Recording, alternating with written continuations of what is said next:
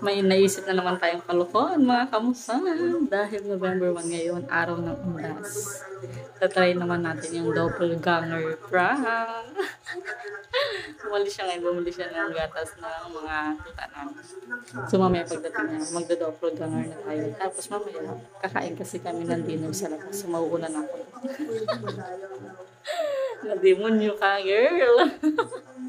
Hindi lang natin doon. Magda-doppelganger tayo. Try nga natin. Ayun, nanonood ako. Nanonood ako, guys. So, manonood tayo nakaganito mamaya.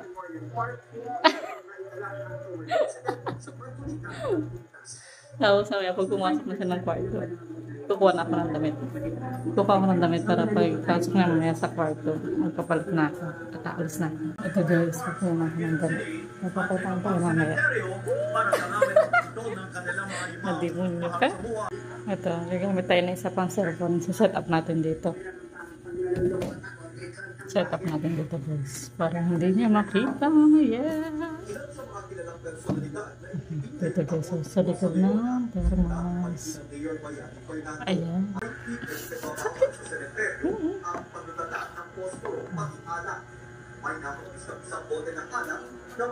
Let's wait. Gaya ng nakaugalian ng ibang Pilipino.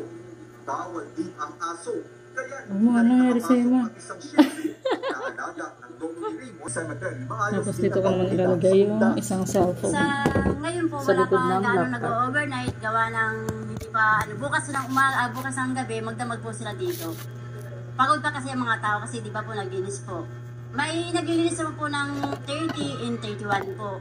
So, bukas po, halos magdabag na tao dito. Sa Evergreen Memorial Garden sa kada yearly dito kasi may iba naman din kaming mga relatives din dito. Pero first time din namin since father namin yun. Sa Tugatong Public Cemetery naman sa Malabon City, may bagong Wall of Remembrance kung saan nakaukit ang lahat ng pangalan ng 15,000 nakaliping sa sementeryo. Dito rin nagtitirik ng kandila at nagdadasal ang ibang bumibisita sa sementeryo. Live mula sa Loyola Memorial Park, maraming salamat, Adrian Ayalin. Dalawang nalagitan na estudyante sa Maynila ang pangunahing suspect na kilala umano sa social media ng biktima. Nagpapatrol, Karen de Guzman.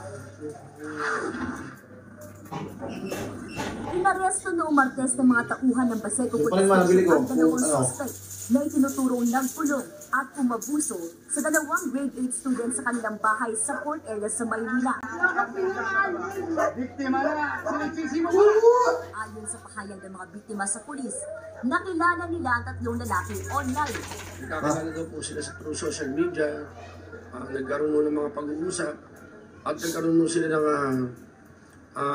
pagpaplano na magkikita at kung saan po sumama po itong dalawang menor de edad. Nagpunta ang mga biktima sa bahay ng sospek kung saan nabutan ng dalawa pang lalaki na inaya sila makipag-inuman.